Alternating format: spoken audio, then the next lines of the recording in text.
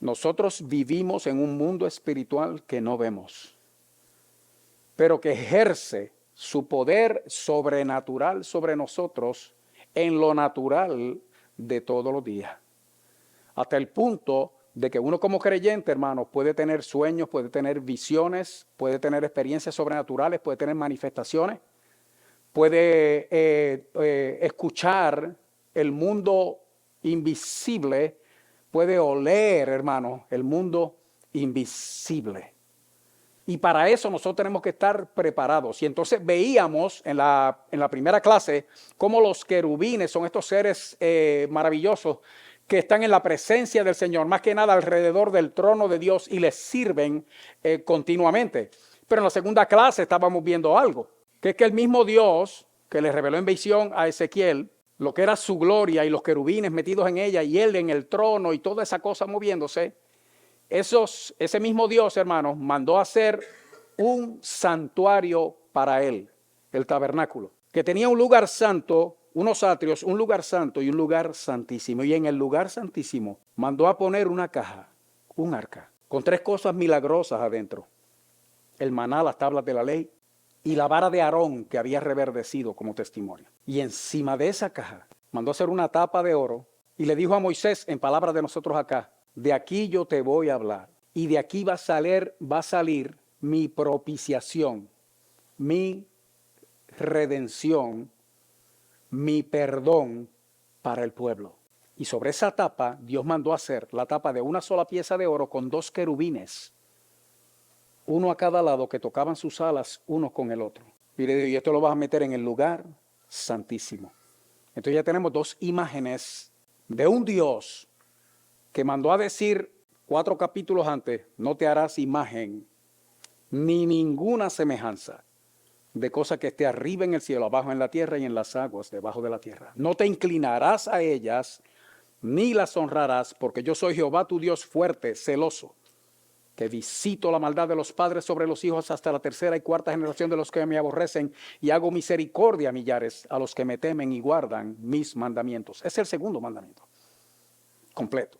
Y el mismo Dios que mandó a no hacer imágenes, en el capítulo 20 de Éxodo, en el 25, está diciendo: háganse esa tapa con esos querubines. Pero pasó más, hermano, que es que adentro del lugar santísimo donde se puso aquella caja, Dios mandó hacer 2 figuras de querubines también, de 15 pies de alto, que con sus alas tocaban de una pared a la otra en el lugar santísimo. Entonces ya tenemos 2 querubines encima de la tapa y tenemos 2 querubines sobre todo aquello. Y el asunto es que Dios lo mandó a hacer. ¿Fue eso una violación del mandamiento de Dios? Porque Joseph hizo una pregunta en medio de todo esto, y en medio para pastor, entonces si alguien, pues yo dije, o sea, el mandamiento sigue siendo vigente, tú no te vas a hacer imágenes. Entonces la pregunta de Joseph fue: sí, pero entonces si alguien dice, ok, Dios me mandó a hacerla, y dije, no, ahora tenemos a Jesucristo. Y esa fue la respuesta rápida. Pero usted sabe que, igual que le decía lo que están haciendo los políticos y todos los demás, hay un movimiento, hermano, hay un resurgimiento, hay un avivamiento entre todas las religiones falsas en contra del pueblo cristiano, que al día de hoy, hermano, esto es lo que está pasando en esta nación. En este año que terminó, más de 4.500 iglesias cristianas se cerraron en los Estados Unidos. 4.500 iglesias cristianas se cerraron en esta nación. Eso no es noticia para el mundo. Eso usted no lo va a escuchar por allá, hermano. Porque en verdad como que a nadie le importa, y muchas veces ni a nosotros mismos. Pero ¿usted cree que eso no afecta el mundo espiritual? ¿Usted cree que eso no trae consecuencias sobre la vida de una nación, hermano? Que 4.500 lugares de adoración al Dios vivo se hayan cerrado. Y entonces si usted multiplica esos 4.500 por un promedio, el que sea, si dijéramos 100 personas, hermano. Si dijéramos 100 personas, añádale 2 ceros a 4.500, hermano. O sea, estamos hablando de una multitud de lugares de adoración que se han ido cerrando, y sin embargo las mezquitas, usted las ve que aparecen, hermano.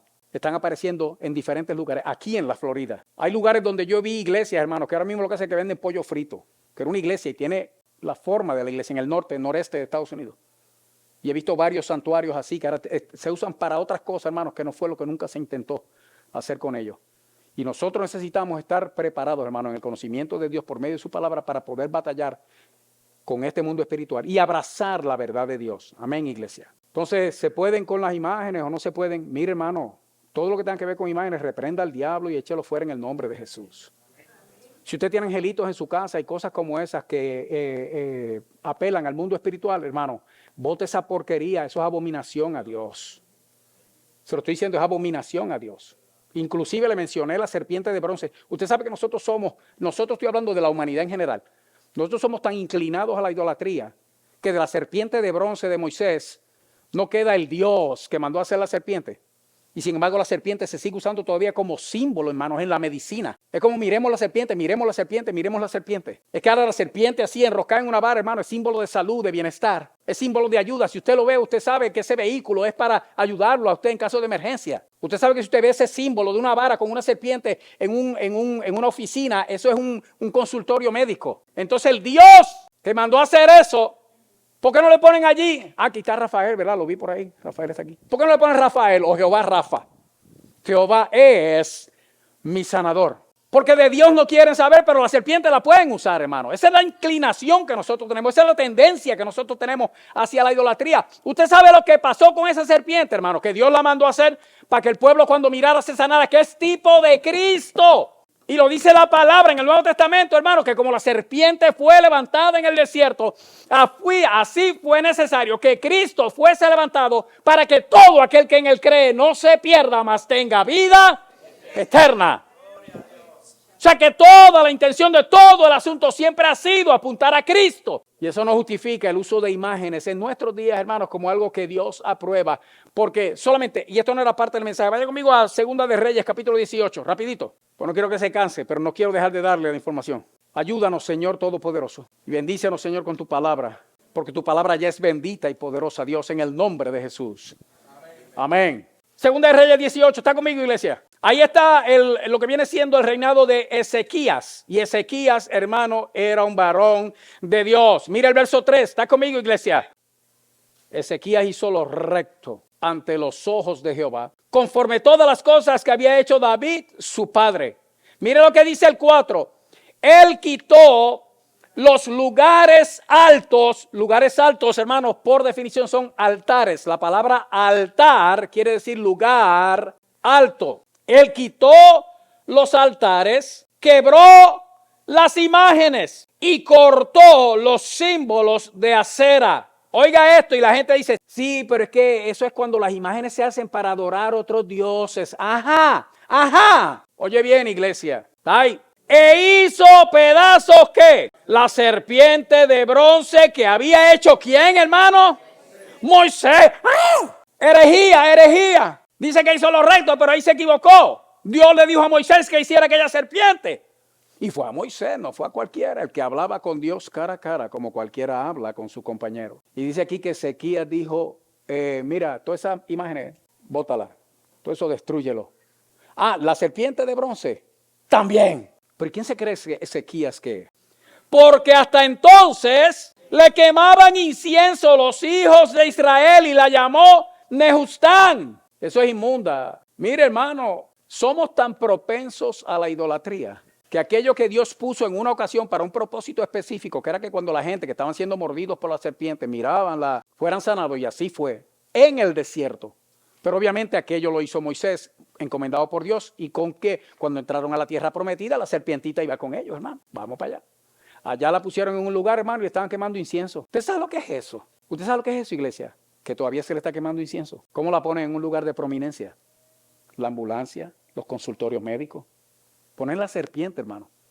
Pero al Dios que la mandó a hacer, a ese no lo ponen, de ese no se acuerdan. No estoy hablando de poner su imagen, es su presencia. Por la tendencia que nosotros tenemos, hermano, a la idolatría, todavía a la serpiente le están rindiendo homenaje. Y mire lo que hizo. Hizo pedazos la serpiente de bronce. Lo trató como lo que era, hermano.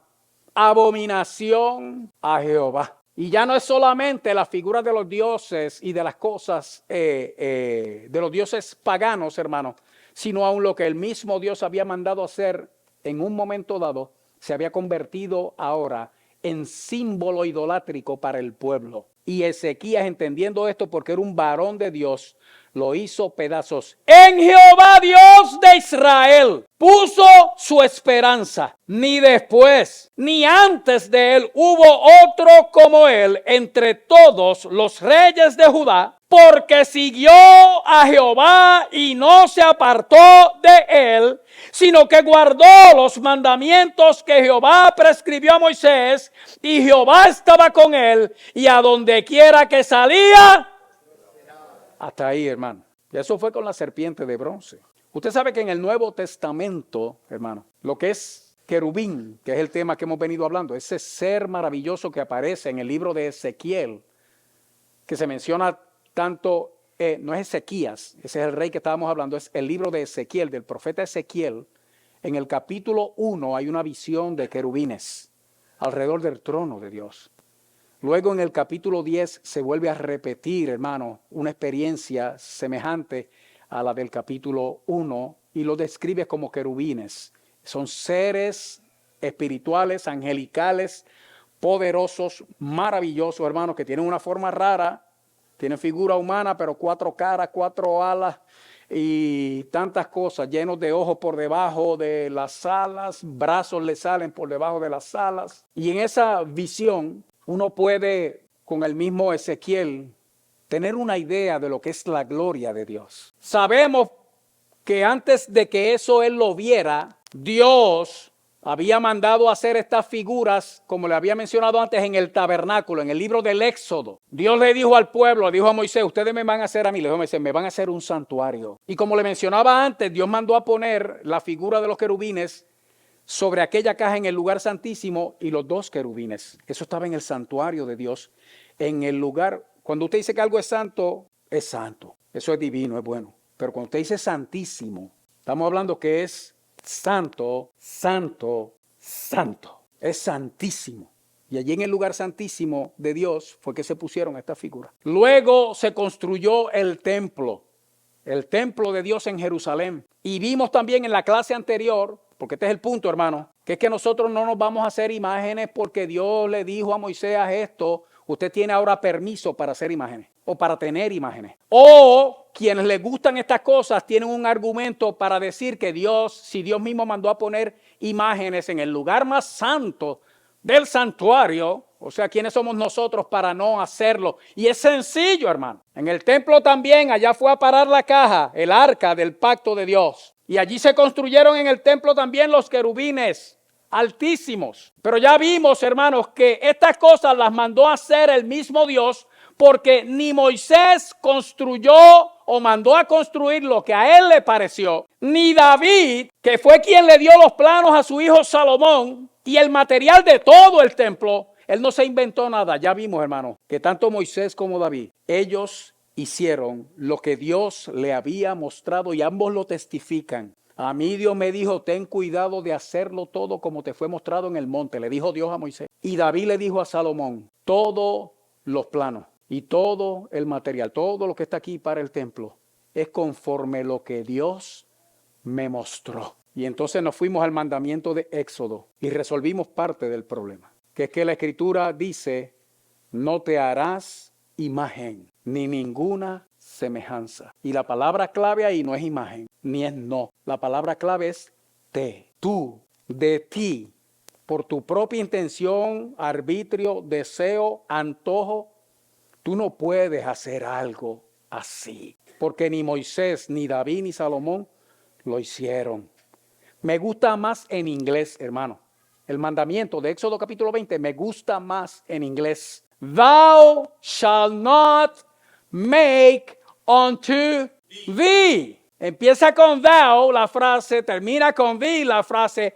Tú no te vas a hacer para ti mismo ninguna imagen. Me fascina, hermano, la traducción al inglés, porque entonces verdaderamente pone el énfasis del mandamiento de las imágenes en el hecho de que nosotros como seres humanos no tenemos ningún permiso, ningún derecho, ninguna prerrogativa, hermano, para nosotros de nosotros mismos hacer una imagen, la que sea. Ahora bien, Queda entonces la pregunta que estaba en el aire. Y si alguien dice entonces, no, yo no lo estoy haciendo por mí, yo lo estoy haciendo porque Dios me mandó. Usted sabe que yo le diría a esa persona, iglesia, que el Señor te reprenda, Satanás. Porque usted sabe que ya eso pasó, ya eso prescribió, ya eso no existe. Porque todas esas cosas en el trato de Dios con su pueblo apuntaban, hermano, a lo verdadero de Dios. Como único usted puede resolver, en inglés usan una palabra, el conundrum, el asunto, el misterio, la situación o la dificultad, hermano, es con la misma palabra de Dios. Porque usted sabe que esto tiene consecuencias de vida o muerte. Y con estas cosas no se juega, iglesia. Si va conmigo al libro de Hebreos, el único libro donde se mencionan querubines, hermano, en el Nuevo Testamento es el libro de Hebreos y se mencionan solamente una vez. No pasó para allá. Juan en el Apocalipsis dice 4 seres vivientes, no dice querubines. A usted le corresponde compararlos con los que están en el Antiguo Testamento y decidir si son querubines, serafines o qué son. Porque donde quiero llegar, hermano, especialmente es al capítulo 8 y 9. Pero si va conmigo al capítulo 4. Por tanto, teniendo, verso 14, un gran sumo sacerdote que traspasó los cielos. ¿Y quién es ese gran sumo sacerdote? Jesús, el Hijo de Dios. Retengamos nuestra profesión. Ya el libro de Hebreos nos está diciendo a nosotros que ahora nosotros no tenemos un gran sumo sacerdote como el pueblo de Dios en Israel, que era por turnos, descendientes de Aarón, todo ese tipo de cosas. Ahora hay un solo gran sumo sacerdote para nosotros, Jesús, el Hijo de Dios. Usted puede entender eso, iglesia, claramente, ¿verdad que sí? Ahí mismo, si va al capítulo 5, un poco más adelante, hermano.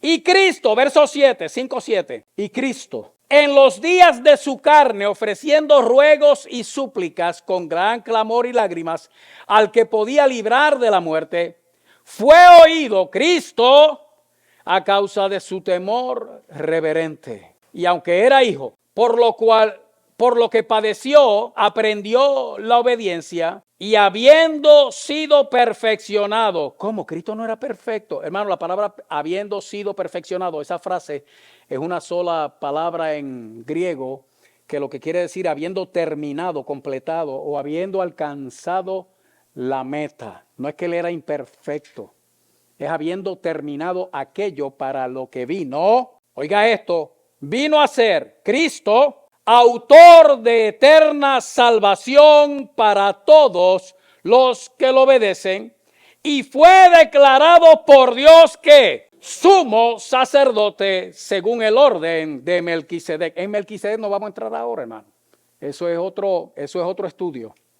Por lo que dice el verso 11, léalo conmigo, este es para todos nosotros. Acerca de esto tenemos mucho que decir y difícil de explicar, por cuantos habéis hecho tardos para oír. Y eso es para todos nosotros, iglesia. Mucho que decir y difícil de explicar. Así que sigamos, hermano, cosa de que sea menos y más fácil. No voy a entrar en Melquisedec. Estamos probando el punto, hermano, de que Dios estableció en un momento dado por allá un tabernáculo, un templo y un orden sacerdotal. Oye bien, iglesia. Dentro de ese santuario habían figuras de querubines. Y eso no es autorización para nosotros abrazar esas cosas, porque el diablo anda suelto buscando a quien devorar, y él lo que quiere es tomar, hermano, por la manera que sea, la mente y el corazón, especialmente del pueblo de Dios. Y este asunto de las apariciones, las imágenes y todas esas cosas son parte de nuestra experiencia ahora en este tiempo. Jesús es nuestro sumo sacerdote. ¿Estamos claros en eso, iglesia? Si vamos un poco más adelante, en el capítulo 7, tengo que saltar al verso 17, donde dice que se da testimonio de él, de Cristo, diciendo, tú eres sacerdote, ¿cuánto tiempo, hermano? Según el orden de Melquisedec. Y eso lo que quiere decir es que Melquisedec no era de la descendencia de Aarón. Jesús es, pues, hermano, nuestro nuevo gran sumo sacerdote. Ahora el 18, esto es clave para nosotros, hermano, porque estamos tratando con el asunto del templo, el santuario, las imágenes o lo que sea. Verso 18, queda pues abrogado el mandamiento anterior y está hablando de lo ceremonial, hermano, del rito y la ceremonia, a causa de su debilidad e ineficacia, pues nada perfeccionó la ley. Y entonces también, escucha bien, y de la introducción de una mejor esperanza por la cual nos acercamos a Dios. Dice, lo antiguo ya prescribió, lo viejo, el mandamiento viejo ya pasó, porque ahora ha sido introducida una mejor esperanza para acercarnos a Dios. ¿Qué quiere decir eso, hermano? Que ahora no hacen falta lugar santo,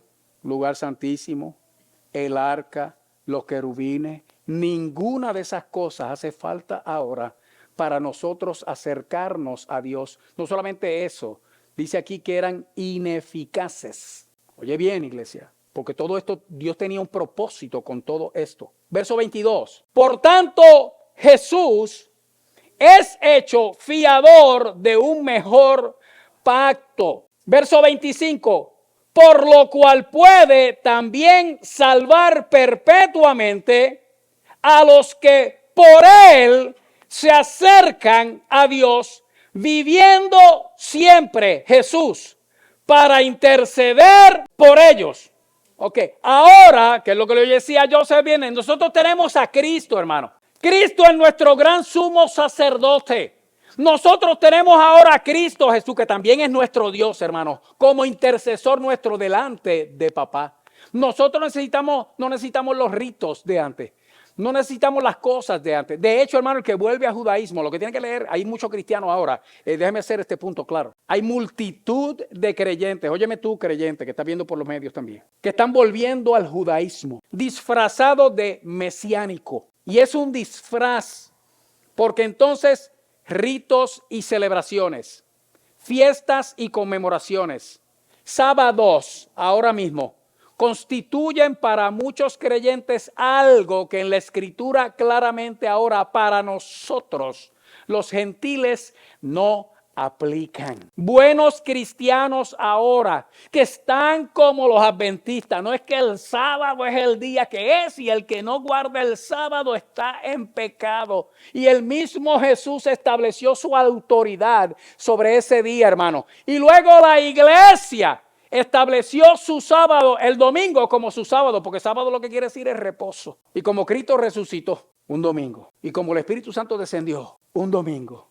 Hermano, la iglesia dijo, no es que este es el día que es que el sábado es el séptimo día, pero el que viene siendo el primero es el comienzo ahora de este nuevo pacto entre nosotros y Dios por medio de Jesucristo. Y para nuestros hermanos que están queriendo volver a todas esas cosas de la ley, lo único que tienen que leer es el libro de Gálatas, donde dice que el que vuelve a la ley de la gracia ha caído. Solo hay que leer ese libro nada más, hermano. No es meterse allá en la de, ay no, pero es que esto es para nosotros ahora, mira también. No, hermano, no, eso no es así. Y el libro de Hebreos, hermano, lo explica de una manera maravillosa para que nosotros podamos abrazar el Dios que tenemos, el Salvador que tenemos, ese sumo sacerdote que intercede por nosotros continuamente. Usted sabe que ahora mismo el Señor está allí ejerciendo esa función. Gloria a Dios. La cosa que dice aquí que Él vive para interceder por nosotros delante de Dios. Usted sabe lo que es eso, hermano. Nosotros como somos. Y Jesús allá arriba, papá, ten misericordia. Ay, vamos a perdonarlo, Dios. Vamos a darle la mano, vamos a ayudarlo, que nos necesita. Sí, echemos a un lado los pecados y vamos a encaminarlo de nuevo para que vuelva a nuestra presencia. Y eso está Jesús haciendo ahora. Oye bien, iglesia.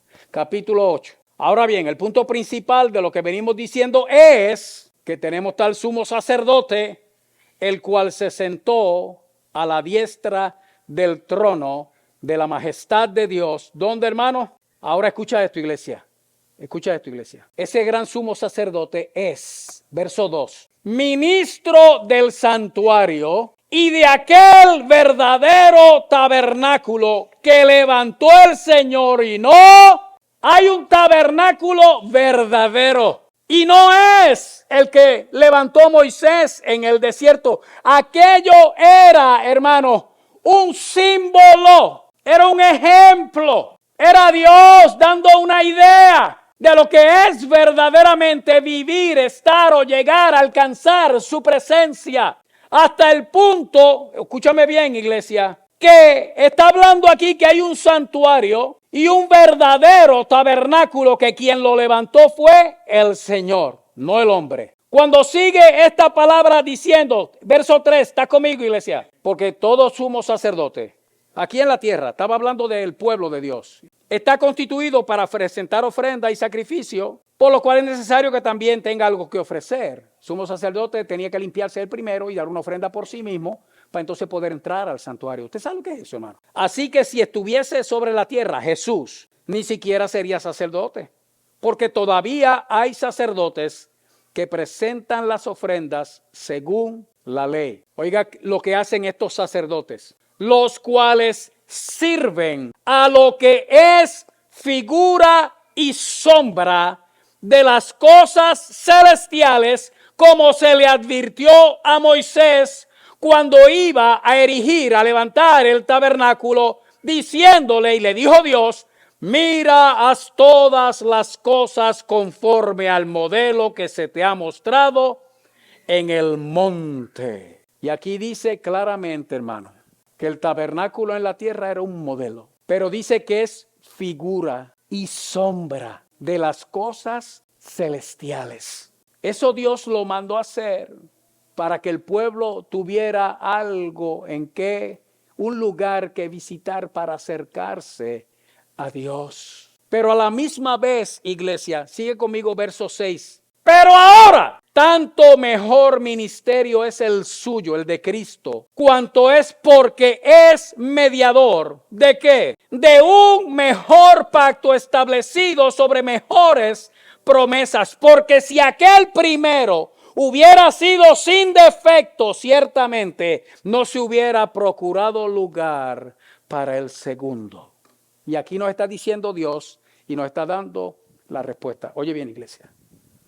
Dios hizo un pacto con Abraham, lo cumplió en Jacob, obviamente su hijo Isaac y luego Jacob. Cuando Dios se metió personalmente con la nación, la descendencia de Abraham, la nación de Israel, y él hizo un pacto con ellos y era un pacto de salvación. Pero todo aquello era sombra y figura de lo que había de venir. Lo más grande de esto, iglesia, es que toda la historia de la nación de Israel, lo que ha sido para nosotros es un ejemplo, hermano, y como un retrato de lo que Dios iba a hacer, no solamente con Israel, sino con toda la humanidad. Y cuando Dios establece el tabernáculo y luego establece el templo, eso eran cosas que eran sombra y figura de lo que había de venir. Todo eso apuntaba a Cristo.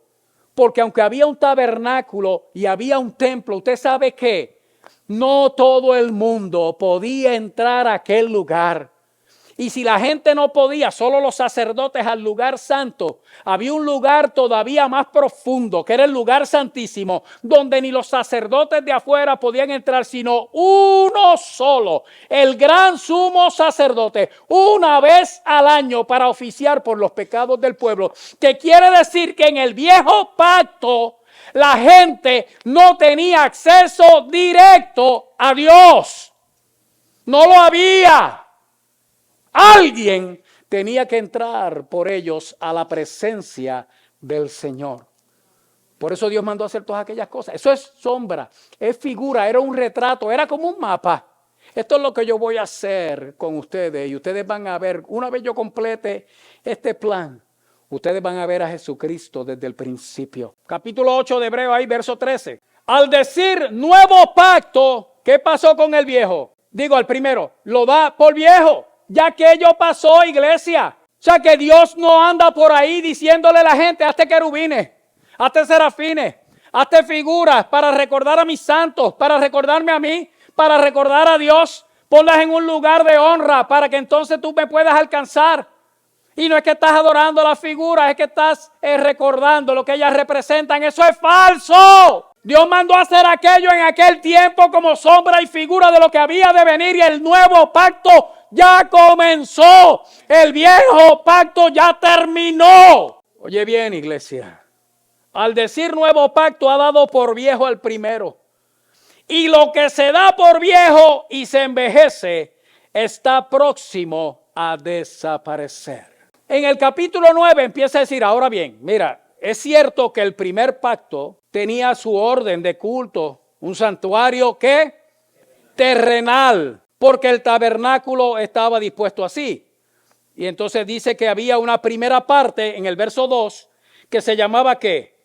El lugar santo. Entonces en el verso 3 dice, tras el segundo velo estaba la parte del tabernáculo llamada el lugar santísimo. Oiga esto, iglesia. El cual tenía un incensario de oro, el arca del pacto, cubierta de oro por todas partes. Y aquí es donde se menciona querubín, hermano. En la que estaba una urna de oro que contenía la vara de Aarón, que reverdeció las tablas del pacto. Escucha bien, iglesias, verso 5. Y sobre ella querubines de gloria que cubrían el propiciatorio. Él está recordando lo que era parte del primer pacto, de las cuales cosas no se puede ahora hablar en detalle. Amén. Gracias. Escucha bien. Y así dispuestas estas cosas, en la primera parte, verso 6, entran los sacerdotes continuamente para cumplir los oficios del culto. En la segunda parte del santuario, el lugar santísimo, solo el sumo sacerdote, una vez al año, no sin sangre, la cual ofrece por sí mismo y por los pecados de ignorancia del pueblo. Ahora mira el verso 8 conmigo. Dando el Espíritu Santo a entender con esto. O sea, con todo ese asunto. En la primera parte solo entraban los sacerdotes. En la segunda parte, el lugar santísimo, solo el sumo sacerdote una vez al año y no sin sangre. Todo eso ocurría dando el Espíritu Santo a entender con esto que aún no se había manifestado el camino al lugar santísimo, entre tanto la primera parte del tabernáculo estuviese en pie, lo cual es símbolo para el tiempo presente, según el cual se presentan ofrendas y sacrificios que no pueden hacer perfecto en cuanto a la conciencia al que practica ese culto. En español de nosotros acá, iglesia, ¿sabe lo que está diciendo? De todas esas cosas que la gente quiere ahora, porque la gente quiere ahora lugares santísimos y lugares santos y todo ese tipo de cosas. Quieren también a los querubines y todo esa vagabundería, hermanos, del mismo diablo. Óigeme bien, iglesia. Aquí lo que está diciendo es, cuando todas estas cosas se practicaban y todo el mundo veía que la gente común solamente podía llegar hasta los atrios, que los sacerdotes solamente podían entrar al lugar santo y que solo el sumo sacerdote una vez al año y habiendo dado un sacrificio por sí mismo y luego por el pueblo, podía entrar él solo en el lugar santísimo una vez al año. Dice, el Espíritu Santo lo que estaba dando a entender era que todavía no había entrada hasta ese lugar, que lo que representaba, hermano, el lugar santísimo, es la presencia de Dios. La gente no podía llegar en el viejo pacto, en aquellas ordenanzas, en el orden de aquel culto.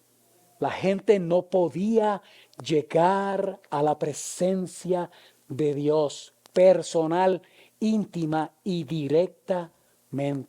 Todo aquello era sombra y figura de lo que había de venir.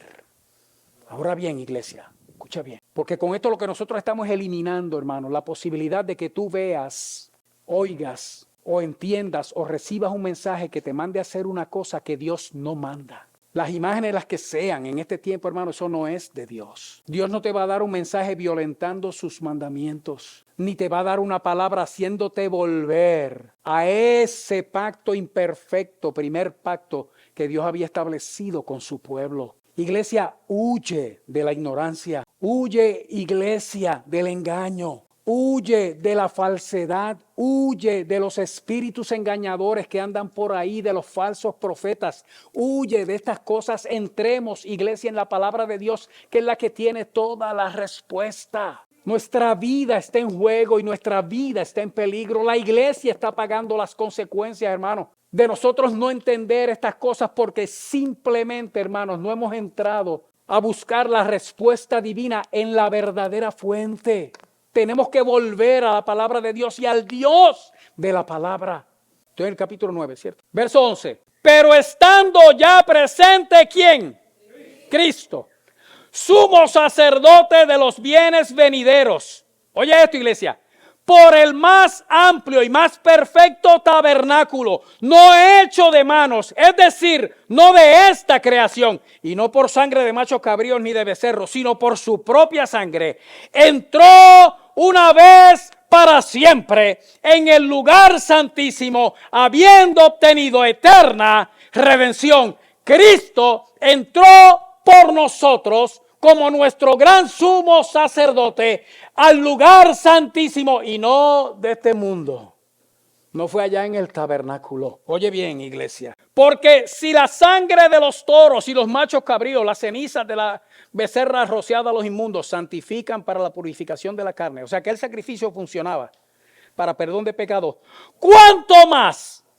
¿Qué es lo que tenemos ahora? La sangre de Cristo, el cual mediante el Espíritu eterno se ofreció a sí mismo sin mancha a Dios, limpiará vuestras conciencias de obras muertas para que sirváis al Dios vivo. Así que por eso, hermano, dice el verso 15 que Él es mediador de un nuevo pacto.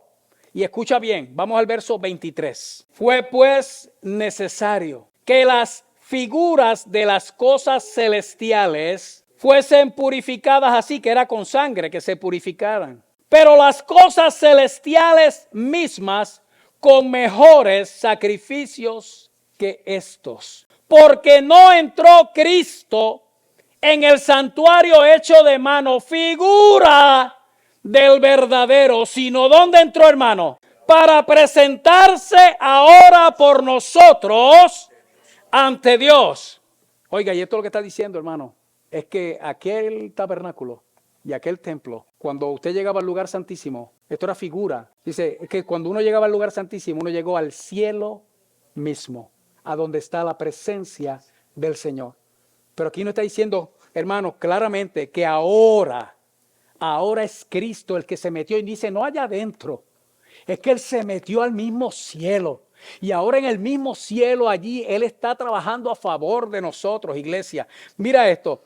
Y no para ofrecerse, verso 25, muchas veces como entra el sumo sacerdote en el lugar santísimo cada año con sangre ajena, pero ahora en la consumación de los tiempos, Cristo, nuestro Señor, se presentó una vez para siempre por el sacrificio de sí mismo para quitar de medio el pecado. Déjeme resumir aquí, ya voy a terminar en estos últimos 2 versos. Este es el asunto, iglesia. ¿El culto antiguo está vigente? No. ¿El orden del santuario antiguo está vigente? Sea del templo de Salomón o del tabernáculo de Moisés. ¿Está vigente, hermano? No. ¿El arca del pacto con sus querubines como lugar de donde salía la voz de Dios y el perdón de Dios para el pueblo después de haber sido rociado con sangre, está vigente? Los querubines de gloria que cubrían el lugar santísimo de lado a lado, ¿están vigentes, hermano? No, nada de esas cosas ahora tiene ningún valor para nosotros. Eso era sombra y figura del que había de venir, y el que había de venir ya vino. Se llama Jesucristo. Y de la manera que está establecido para los hombres, que mueran una sola vez, y después de esto, ¿qué? El juicio. Así también Cristo fue ofrecido una sola vez para llevar los pecados de muchos. Oye bien, iglesia, y aparecerá por segunda vez sin relación con el pecado para salvar a los que le esperan.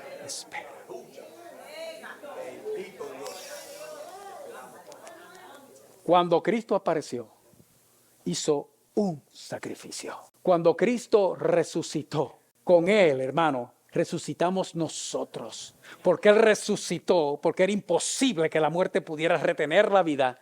Pero si el tabernáculo y el templo antiguo eran sombra y figura de lo que había de venir, Cristo es, hermano. Cristo es el significado de todo aquello.